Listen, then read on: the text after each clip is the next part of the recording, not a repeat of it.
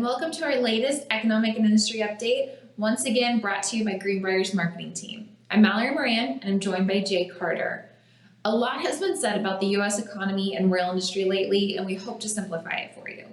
So gross domestic product, known broadly as GDP, is a macroeconomic measure of how many goods and services a country produces. It provides a nice overall snapshot of an economy's health.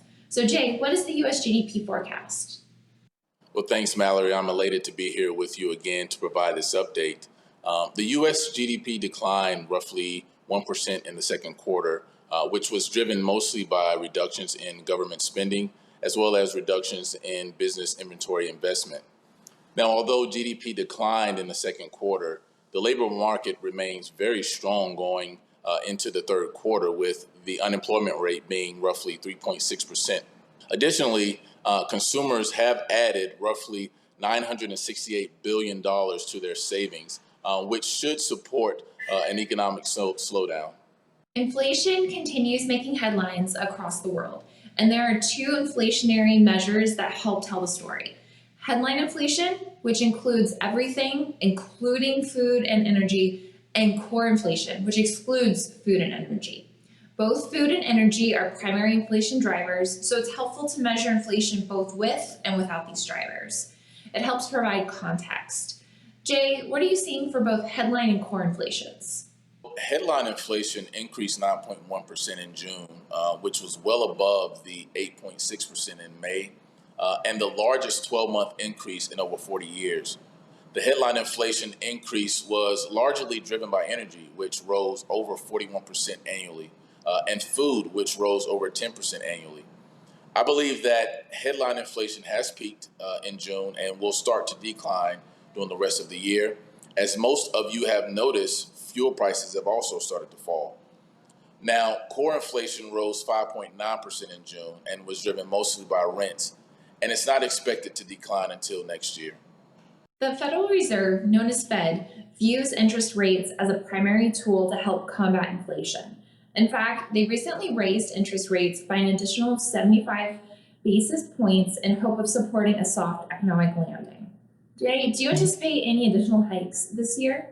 Yes, the Fed is expected to further raise interest rates by 50 basis points in both September and November, and then an additional 25 points in December.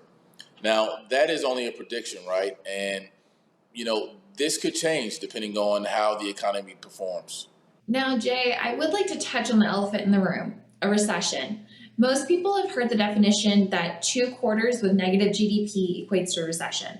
However, GDP is only one piece of the economic story. So what's your take? You're right, Mallory. GDP is only one economic measurement. To use a familiar metaphor, if you hear hooves, you can't assume a herd of zebras, right?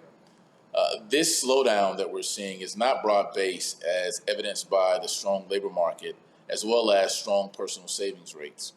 Additionally, it's important to remember that we ended 2021 with GDP growth of over 6%. That's an exceptionally high amount, and it was fueled by 2 years of government stimulus.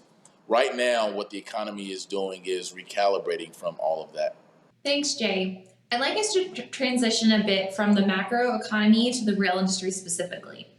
As we've said before, railcar orders and deliveries are very cyclical, lots of troughs and peaks. Last week, the industry reported second quarter railcar orders, deliveries, and backlog.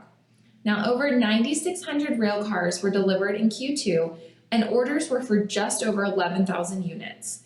The backlog rose for the fifth straight quarter, up 3% to over 47,000 rail cars. Now, all of that equates to a book-to-build ratio of 1.16. A rate of 1 means orders and deliveries are equal. Anything over 1 is where we want to be, as it equates to growth. Jay, help us put these industry numbers into context. How are railcar loadings and velocity?